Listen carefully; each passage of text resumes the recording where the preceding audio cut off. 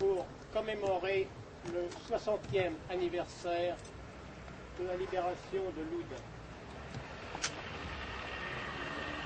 Peu d'entre nous se souviennent de ce qui s'est passé ce 1er septembre 1944. Beaucoup étaient soit ailleurs, ou bien trop jeunes, comme moi-même, pour comprendre les événements de cette époque. Les occupants nazis, harcelés de toutes parts par les Alliés et les maquisards, les FFI, étaient contraints de battre en retraite. Ils laissaient derrière eux des ruines dans un pays affaibli, mais aussi de nombreuses victimes par représailles. Un rêve. Rendons aussi hommage à ces jeunes combattants volontaires qui ont permis la libération de Loudun. Pour les plus jeunes,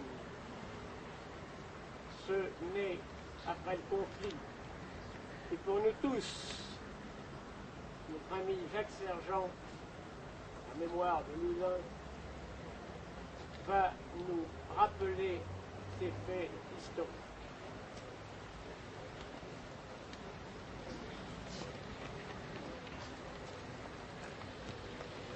« 60 années ont passé. Les années passent, le souvenir reste, vivant, lumineux comme l'époque qu'il évoque. C'est en effet le 1er septembre 1944 que Loudun a été libéré.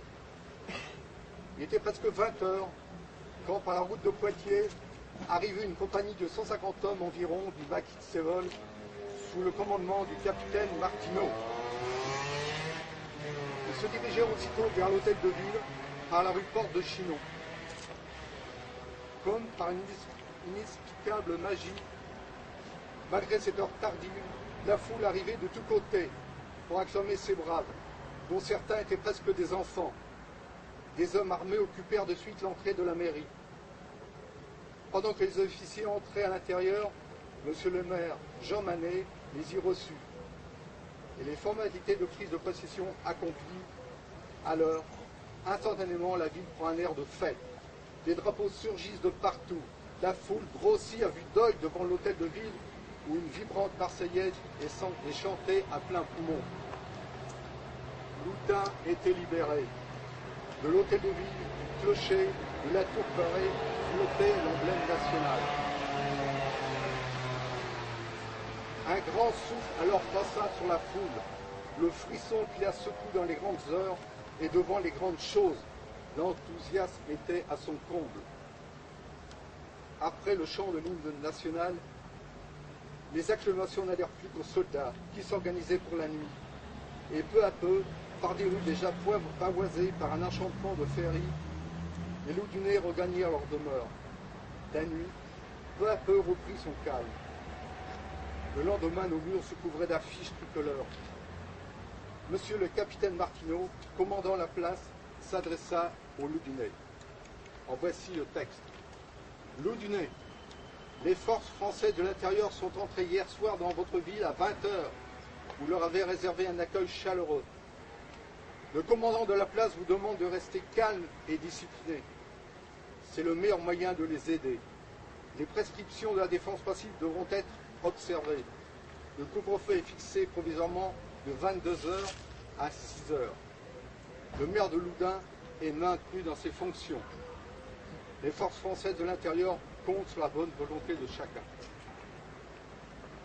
Hélas, beaucoup de ceux qui l'avaient désiré et qui avaient travaillé à la préparer n'étaient plus là.